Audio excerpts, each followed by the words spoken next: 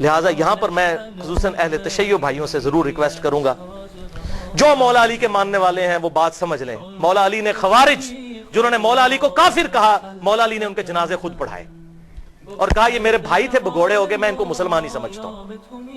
اپنے ہاتھوں سے دفن کیا، ان کی عورتوں کو لونڈیاں نہیں بنایا. اور جب جنازہ پڑھایا جاتا ہے اس میں دعائے مغفرت ہوتی ہے، اللہم اغفر لحینا و میتنا. لہذا جو مولا علی کے ماننے والے ہیں وہ کسی صحابی کو گالی نہیں دیں گے.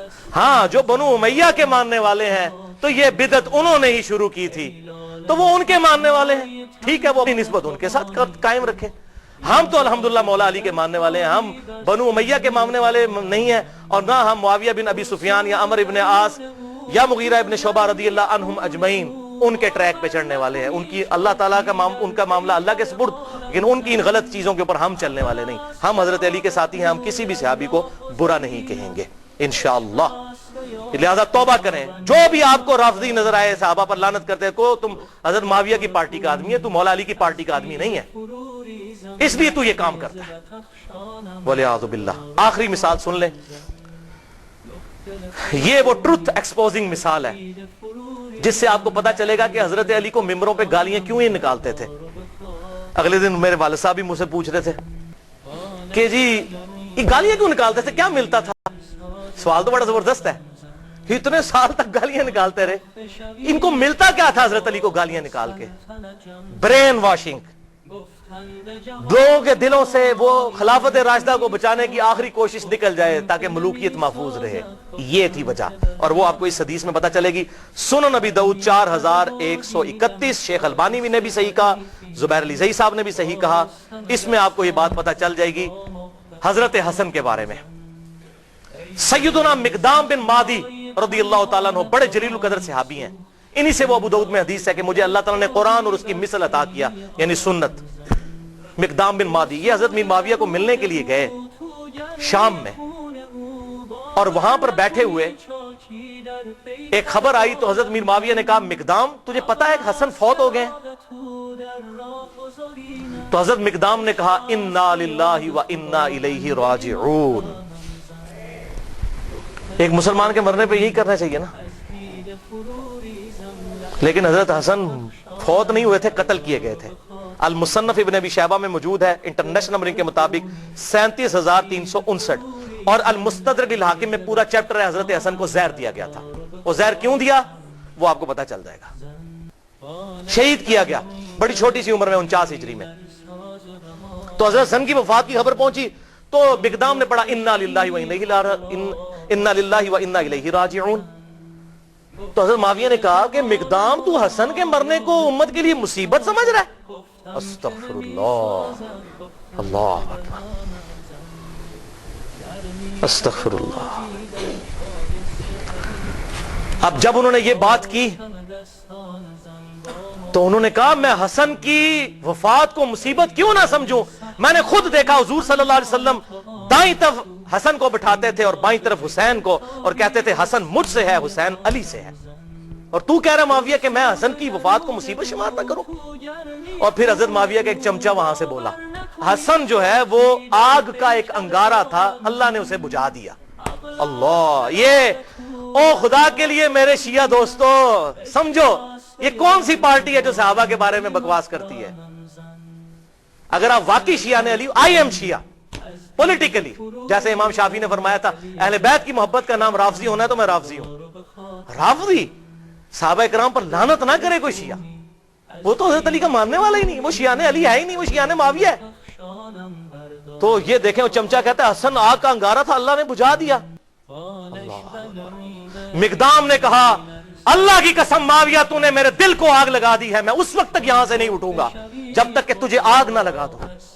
یہ ہے انڈر پروٹیسٹ اور اعلان حق جابر حکمران کے سامنے غلط بات کو غلط کہنا. میں تجھے آگ لگا کے یہاں سے اٹھوں گا. معاویہ اللہ کی قسم اگر میں جھوٹ بولوں مجھے یہاں پر ٹوک دینا، اگر میں سچ کہوں تو مجھے بتا دینا. سن معاویہ میں تجھے اللہ کی قسم دے کے پوچھتا ہوں کیا رسول اللہ نہیں فرمایا تھا کہ سونا مرد کے لیے حرام ہے؟ حضرت معاویہ نے کہا ہاں کہا تھا. اللہ کی قسم دے کر پوچھتا ہوں کیا حضور صلی اللہ علیہ وسلم نے مرد کے لیے ریشم کو حرام نہیں فرمایا؟ کہاں کہا تھا؟ اللہ کی قسم دے کر پوچھتا ہوں کہ آپ صلی اللہ علیہ وسلم نے درندوں کی کھالیں اور متکبرانہ لباس اور درندوں کے اوپر سواری کرنے کو حرام نہیں فرمایا تھا؟ حضرت معاویہ نے کہا ہاں کہا تھا. ان کا معاویہ یہ تینوں کام تیرے گھر میں ہوتے ہیں, تینوں حرام کام ہوتے ہیں تیرے گھر میں. وہ جو میں نے کہا نا انڈر پروٹیسٹ. حضرت معاویہ نے کہا مقدام مجھے پہلے ہی پتا تھا میں باتوں میں تجھ سے جیت نہیں سکتا. تجھے سانو حدیثاں سنا دو جی امام حنیفہ دے مقابلے نبی دی حدیث آ جائے, ایتے ویکھو اتنا ہی کافی ہے. تو انہوں نے جب یہ حدیث بیان کی پھر کہا کہ لاؤ مقدام کو کچھ مال دو. اتنا لا کے ڈھیروں مال دیا گیا. حضرت مقدام نے وہیں غریب لوگوں میں اس کے سامنے تقسیم کیا. ان کا مجھے مال کی حاجت نہیں, میں نے جو حق ادا کرنا تھا وہ کر دیا. یہ تھا بات بھائی. حسن انگارہ کیوں تھا ان کے لیے؟ صلح حسن ایک ٹریٹی کے تحت, ایک معاہدے کے تحت ہوئی تھی جس میں بڑی بڑی شرطیں یہ تھیں کہ معاویہ تم اپنے مرنے کے بعد امت کو شورا پر چھوڑو گے جس طرح کہ شیخین نے چھوڑا تھا, ابو بکر عمر نے. اپنا خلیفہ کسی کو خود نامزد نہیں کرو گے, اپنی اولاد میں نہیں کرو گے, اور مال فہ میں سے اور مال غنیمت میں سے جو حصہ اہل بیت کو ملتا ہے قرآن کی روح سے مال غنیمت کا وہ ملتا رہے گا. اسی طریقے سے تم جو ہے وہ میرے باپ کے اوپر ممبروں پر لعنت نہیں کرو گے, کیونکہ پہلے سے لعنت شروع ہوگی. شام کے گورنر تھے وہیں سے لعنت شروع کی تھی, یہ ختم کرو گے. لیکن کسی بات پر عمل نہیں ہوا. الٹیمیٹلی پھر انجام کیا ہوا وہ صحیح بخاری کے اندر حدیث ہے, 7109 نمبر حدیث. حضرت حسن کو حضور صلی اللہ علیہ وسلم نے اپنی گود میں اٹھایا ہوا تھا, اور یہ حدیث شروع یہ ہوتی ہے کہ جب حضرت علی کی شہادت کے بعد لوگوں نے حضرت حسن کو خلیفہ چنا. یہ بھی یاد رکھیے حضرت علی نے حضرت حسن کو خلیفہ نہیں بنایا. حضرت علی نے اپنا خلیفہ کسی کو نہیں بنایا. سنی شیعہ کتابوں دونوں میں لکھا ہے. انہوں نے کہا میں یہ وزن نہیں اٹھاؤں گا, میں امت کو اسی طرح چھوڑ کے جا رہا ہوں, اپنا خلیفہ خود چننا جس طرح حضور کی وفات کے بعد ہم نے ابو بکر کو چنا تھا, میں نے نہیں کسی کو بنانا. پھر لوگوں نے مشورہ کر کے حضرت حسن کو چنا. حضرت حسن نے 40,000 کا لشکر لے کے آئے. صحیح بخاری 7109. سامنے سے حضرت میر معاویہ عمر بن عاص کہتے ہیں کہ معاویہ یہ تو وہ لشکر ہے جس نے موت پہ بیعت کی ہے, یہ تو ہماری تکہ بوٹی کر دے گا. تو حضرت معاویہ نے کہا پھر کیا کریں؟ ان کا صلح کرو حسن کے ساتھ, اس کے بغیر چارہ نہیں ہے. اچھا انہوں نے پھر کہا ٹھیک ہے صلح کر لیتے ہیں, صلح آفر کرتے ہیں. اور سورۃ الانفال کے اندر یہ موجود ہے کہ اگر کافر بھی میدان جنگ میں صلح کی آفر کرے تو جنگ روک دو. حضرت حسن کو بھیجا صلح کے لیے. حضرت حسن رضی اللہ تعالیٰ عنہ نے وہ صلح قبول کر لی اور ان کے حق میں دستبردار ہو گئے. کیوں؟ کہ میں ان کو فری ہینڈ دے دوں. جو یہ کہتے ہیں نا قاتلین عثمان سے بدلہ لینا ہے, تو اب لے کر بتائیں جو ان کے زوم میں ہے وہ بتا دیں. یہ نہ کہ میرے پاس خلافت نہیں تھی تو میں خلافت حوالے کرتا ہوں. اور حضور صلی اللہ علیہ وسلم کے الفاظ وہاں پر پھر وہ تابعی 7109 کہ حضور نے حضرت حسن کو گود میں اٹھا کر کہا تھا میرا یہ بیٹا سید ہے, اس کی وجہ سے اللہ تعالیٰ مسلمانوں کے 2 گروہوں میں صلح کروا دے گا, اس کی وجہ سے, یعنی یہ قربانی دے گا. حضرت امیر معاویہ نے قربانی نہیں دی ہے, حضرت حسن نے. اس کا اس کی وجہ سے 2 گروہوں میں صلح کروا دے گا. الحمدللہ حضرت حسن نے فری ہینڈ دیا کہ بھائی آپ دیکھ لیتے ہیں.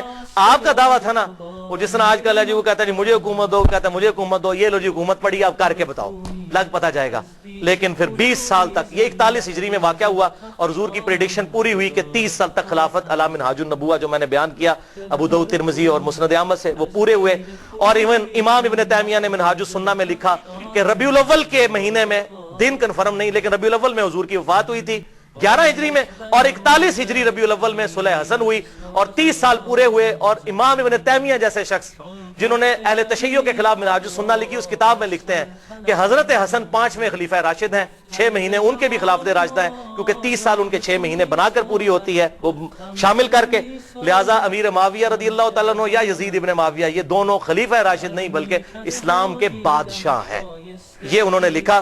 بھائیو یہ 20 سال تک کسی شرط پر عمل نہیں ہوا, بلکہ اسی طریقے سے ممبروں پر حضرت علی کو گالیاں نکالی جاتی رہیں. اور پھر جاتے جاتے وہ ٹرننگ پوائنٹ آیا کہ حضرت حسن کے ساتھ جو صلح کا معاہدہ تھا توڑا, اور وفات سے 4 سال پہلے خلیفہ کی بیعت, اپنے بیٹے کی بیعت لینی شروع کر دی کہ میرے مرنے کے بعد یہ خلیفہ بنے گا.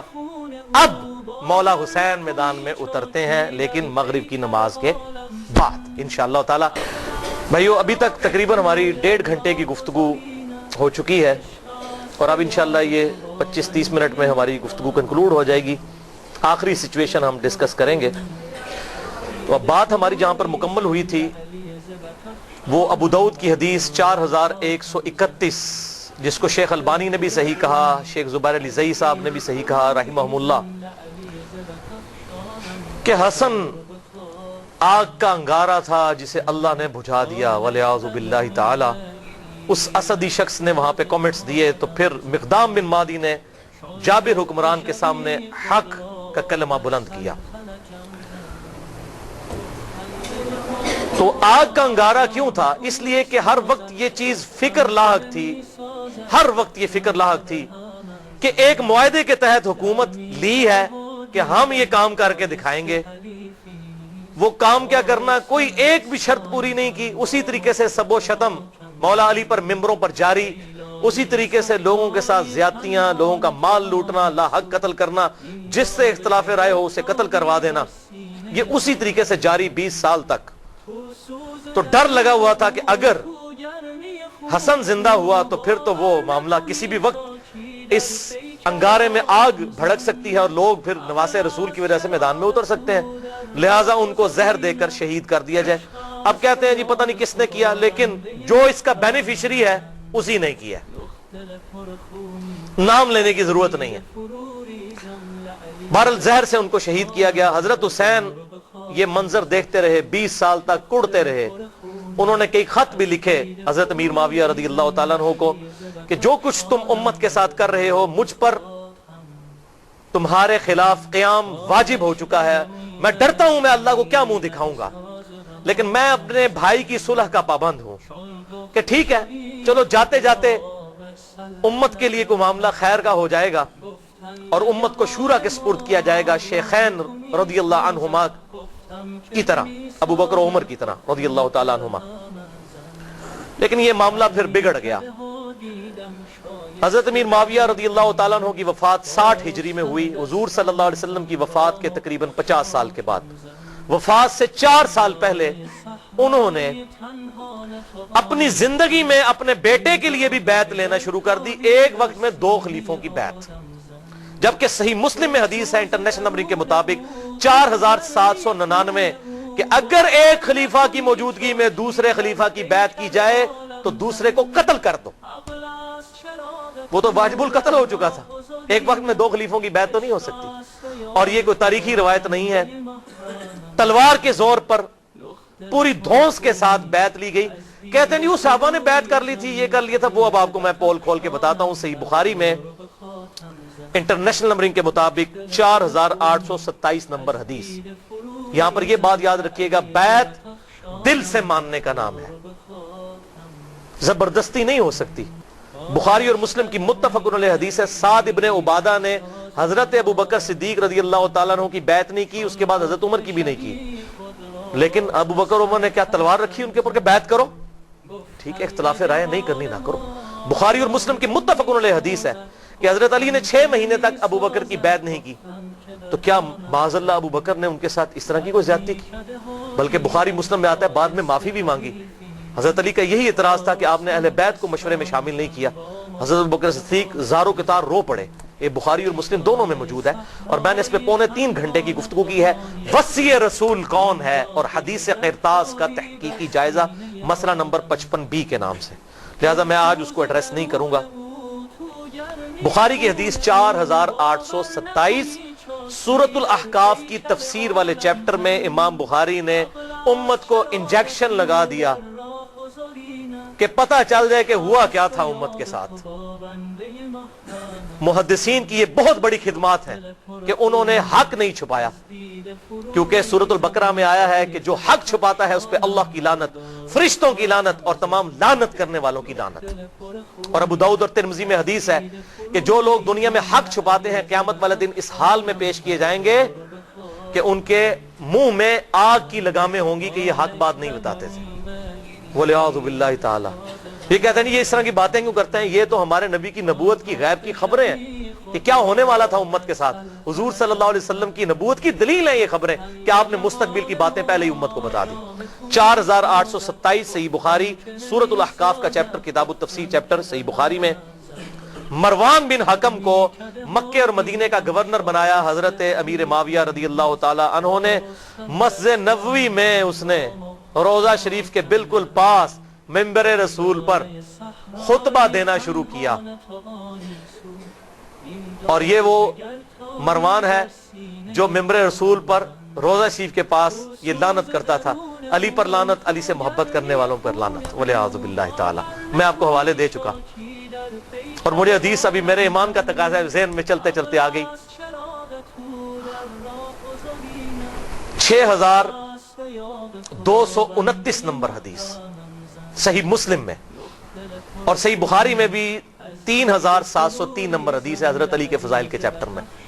اسی مروان بن حکم نے کسی کو وہاں پر نامزد کیا تو اس نے حضرت سال ابن سعد السعدی کو بلایا، حضرت علی کے فضائل کے چیپٹر میں، بخاری مسلم دونوں میں یہ حدیث ہے، اور کہا کہ آپ منبر پر آ کر ایک دفعہ مولا علی پر لعنت بھیجیں۔ لعنت کے الفاظ ہیں مسلم میں۔ تو سال ابن سعد السعدی جو پہلے 10 مسلمانوں میں سے تھے، انہوں نے کہا کہ میں حضرت علی پہ لعنت کروں منبر پہ آ کے؟ ان کا اچھا تم یہ کہہ دو کہ ابو تراب پہ اللہ کی لعنت۔ بولے اعوذ باللہ۔ ابو تراب کا مطلب ہے مٹی والا، حضرت علی کی یہ کنیت تھی۔ تو اس نے کہا چلو تم کوڈ ورڈ میں بات کر دو، کہہ دو ابو تراب پہ اللہ کی لعنت، مٹی والے پہ۔ اور یہ حقارت سے بنو امیہ ابو تراب کہتے تھے۔ حضرت سال ابن سعد نے کہہ کا مارا، انہوں نے کہا واہ واہ، اوے مولا علی تو ابو تراب نام سے اتنا خوش ہوتے تھے، کسی اور نام سے اتنا خوش نہیں ہوتے تھے، اور تم کہہ رہے ہو کہ ابو تراب پہ اللہ کی لعنت۔ پھر وہ ذرا ٹھنڈے پڑے، انہوں نے کہا میں کبھی بھی مولا علی کو گالی نہیں نکالوں گا۔ انہوں نے کہا اچھا بتائیے ابو تراب نام کیسے پڑا حضرت علی کا؟ انہوں نے کہا سنو پھر۔ ایک دفعہ حضرت علی اور حضرت فاطمہ کے درمیان چپکلش ہو گئی، میاں بیوی تھے۔ حضرت علی ناراض ہو کے گھر سے چلے گئے، مسجد نبوی میں جا کر لیٹ گئے زمین کے اوپر۔ حضور صلی اللہ علیہ وسلم آئے اور کہا فاطمہ کدھر ہے علی؟ ان کا یا رسول اللہ ناراض ہو کے چلے گئے ہیں۔ آپ صلی اللہ علیہ وسلم نے فرمایا ایک صحابی کو کہ جا کر ڈھونڈ کر لاؤ۔ وہ ڈھونڈنے گئے تو حضرت علی لیٹے ہوئے تھے، حضور کو آ کے بتایا، حضور خود تشریف لے گئے۔ حضور صلی اللہ علیہ وسلم نے حضرت علی کو اٹھایا، اپنے مبارک ہاتھوں سے جسم سے مٹی صاف کی اور کہا اٹھ ابو تراب، اٹھ ابو تراب، اے مٹی میں لپٹنے والے اٹھ۔ اس دن سے حضرت علی اپنے آپ کو ابو تراب کہتے تھے، حالانکہ آپ کی کنیت ابو الحسن تھی۔ صحابہ آپ کو ابو الحسن کہتے تھے، وہ کہتے ہیں مجھے ابو تراب کو۔ جیسے حضرت ابو ہریرہ کو بلیوں والا ابو ہریرہ نام تو ان کا عبد الرحمن تھا، وہ بلیوں کے بچوں کے ساتھ کھیلتے تھے، اپنے وہ کرتے کی آستین میں ڈالتے تھے، حضور نے کہہ دیا ابو ہریرہ نام مشہور ہو گیا۔ تو اس طریقے سے ابو تراب ان کا نام پڑ گیا۔ انہوں نے کہا مولا علی تو اس نام سے خوش ہوتے تھے، اور آج تم مجھے کہتے ہو کہ میں ان پر لعنت کروں، والعیاذ باللہ تعالی۔ بہرحال یہی مروان بن حکم، اس کو حضرت میر معاویہ نے گورنر بنا دیا تھا۔ اسی خبیث کی وجہ سے حضرت عثمان بھی شہید ہوئے، اسی نے وہ جعلی مہر لگائی تھی جس کی وجہ سے ایک حضرت عثمان کے خلاف جو ہے وہ تحریک برپا ہو گئی۔ اس کو گورنر لگایا، صحیح بخاری 4827۔ اس نے خطبہ پڑھا مسجد نبوی میں اور کہا کہ یزید بن معاویہ بڑا اچھا آدمی ہے، یزید بن معاویہ بڑا اچھا آدمی۔ لوگ کہہ رہے ہیں یہ کون سا خطبہ ہو رہا ہے کہ یزید بن معاویہ بڑا اچھا آدمی ہے؟ اور پھر اس نے کہا کہ اللہ تعالیٰ نے امیر المومنین حضرت معاویہ بن ابی سفیان رضی اللہ تعالیٰ عنہ کو ایک بڑی اچھی بات سجھائی ہے۔ وہ امت کے وسیع تر مفاد میں چاہتے ہیں کہ اپنے بیٹے کو اپنے بعد خلیفہ نامزد کر دیں۔ ادھر ہمارے حکمران بھی کہتے ہیں نا امت کے وسیع تر مفاد میں، پاکستان کے وسیع تر مفاد میں۔ اچھا، وہاں پر حضرت ابو بکر کا بیٹا کھڑا ہوا، عبد الرحمن بن ابی بکر، حضرت عائشہ کا بھائی، اور امام بخاری نے نقل نہیں کیا کہ اس نے کیا کہا، انہوں نے کوئی چوبے والی گل کی تھی، او میں گل دسنا کیڑی ہے۔ اس نے ایک بات کی، انہوں نے صحابی تھے وہ، اور مروان تڑپ اٹھا، اس نے کہا پکڑو اس ابو بکر کے بیٹے کو۔ ایسی کی تیسی یہ لوگ حکمرانوں کے خلاف بولتے ہیں، کلمہ حق بلند کرتے ہیں۔ حضرت عبد الرحمن بن ابی بکر جو ہے بھاگ کے حضرت عائشہ کے حجرے میں چلے گئے۔ حضرت عائشہ اسی مسجد نبوی کے ساتھ حجرہ تھا حضور صلی اللہ علیہ وسلم کی قبر مبارک کے پاس، وہاں جا کر پناہ لی۔ تو مروان پھر بھی اس کا غصہ نہیں ٹھنڈا ہوا، باہر سے حضرت ابو بکر کی اولاد کے بارے میں اس نے الفاظ استعمال کیے، تو عبد الرحمن بن ابی بکر وہی ہے نا جس کے بارے میں قرآن میں سورۃ الاحقاف میں آیت نازل ہوئی ہے کہ یہ کافر کہتا ہے اپنے ماں باپ کو کہ تم مجھے کہتے ہو کہ مرنے کے بعد مٹی سے دوبارہ زندہ کیا جاؤں گا، یہ جھوٹے وعدے تم مجھے دیتے ہو ابو بکر کے بیٹے، یہ تیرے بارے میں آیت ہے، تو ہے وہ کافر، والعیاذ باللہ۔ حضرت عائشہ سے نہ رہا گیا، انہوں نے کہا اسکت، خاموش ہو جا، آل ابی بکر کے بارے میں قرآن میں کوئی آیت نازل نہیں ہوئی سوائے میری شان میں جو اللہ نے سورہ نور میں اعلان برات کیا تھا، مجھ پر تہمت لگی تھی، تو آج آل ابی بکر کے بارے میں یہ بات کرتا ہے۔ یہ تو تھی بخاری میں.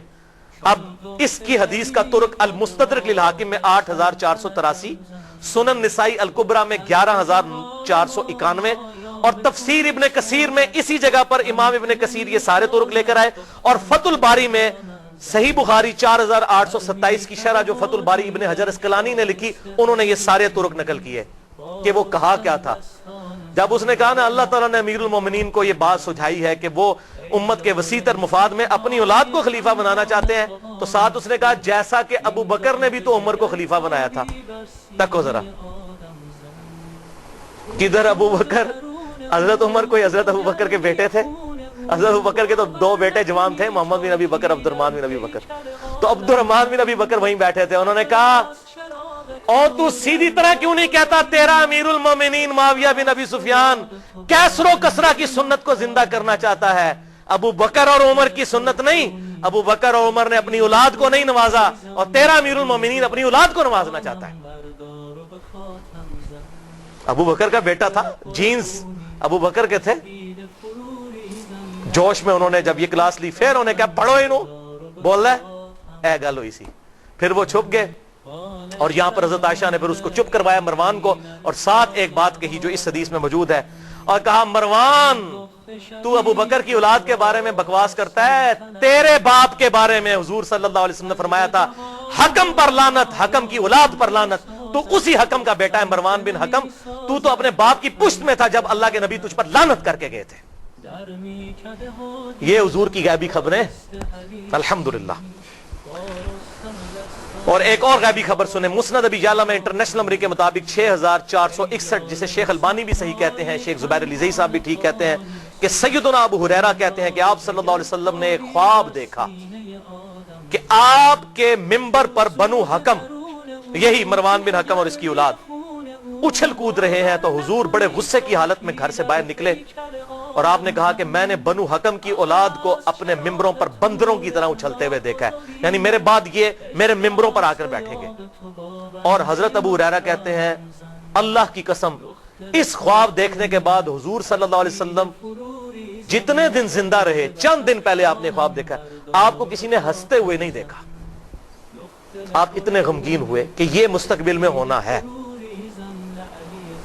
تو آپ صلی اللہ علیہ وسلم نے امت کو پہلے ہی اس حوالے سے خبردار کر دیا.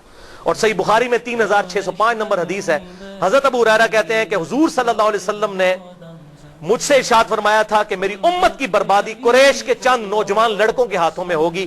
اور حضرت ابو ہریرہ کہتے ہیں میں اگر چاہوں ان لڑکوں کے نام، ان کے قبیلوں کے نام، ان کے ماں باپ کے نام بھی بتا دوں، حضور مجھے بتا کر گئے تھے. بلکہ صحیح بخاری میں 120 نمبر روایت ہے، حضرت ابو ہریرہ اسی کانٹیکسٹ میں کہتے ہیں کہ میں نے حضور صلی اللہ علیہ وسلم سے 2 پیالے لیے، ایک تو میں نے تمہیں بتا دیا جو حدیثیں بیان کرتا ہوں، اور ایک چیز ایسی ہے جو تمہیں بتا دوں تم میری گردن کاٹ دو. کیوں؟ بنو امیہ حکومت میں تھے، انہی لڑکوں کے نام تو حضور بتا کے گئے تھے، انہوں نے امت کا جنازہ نکالنا ہے، تو تم میری گردن مار دو. یہ جو بات صوفی کہتے ہیں جی وہ علم لدنی تھا، وہ علم لدنی نہیں تھا، وہ ان لوگوں کے نام تھے. اگر علم لدنی ہوتا تو سلاسل، چشتیہ، قادریہ اور سہروردیہ میں ابو ہریرہ بھی کہیں پر ہوتے، وہ تو ہے ہی نہیں ہے کہیں. ٹھیک ہے جی. جس طرح حذیفہ ابن یمان کو منافقین کے نام بتائے، حضرت ابو ہریرہ کو بنو امیہ اور بنو حکم کے ان لونڈوں کے نام، ان لڑکوں کے نام بتائے جنہوں نے امت کا بیڑا غرق کرنا تھا. حضرت ابو ہریرہ ڈرتے تھے، اور یہی تمام محدثین نے بخاری کی حدیث 3605 اور 120 کے اندر خود ابن حجر اسقلانی نے بھی لکھا. اور علم لدنی پہ میرا لیکچر ہے 55A، اگر کسی کو شوق ہو تو وہ دیکھ سکتا ہے. تو ابن حجر اسقلانی نے پھر کئی طرق جمع کیے کہ حضرت ابو ہریرہ پھر دعا کرتے تھے اے اللہ مجھے 60 ہجری تک باقی نہ رکھنا، اور نوجوان لڑکوں کی حکومت سے پہلے موت دے دینا. 60 ہجری میں حضرت میر معاویہ فوت ہوئے اور یزید تخت نشین ہوا، اور 61 ہجری میں ایگزیکٹ 50 سال کے بعد حضور صلی اللہ علیہ وسلم کے دنیا سے جانے کے واقعہ کربلا ہو گیا. حضرت ابو ہریرہ کہتے تھے یا اللہ مجھے موت دے دینا. 59 ہجری میں حضرت ابو ہریرہ فوت ہوئے، انہوں نے وہ 60 ہجری والا زمانہ نہیں پایا. یہ سارے طرق ابن حجر اسقلانی نے نقل کیے انہی حدیث کے تحت.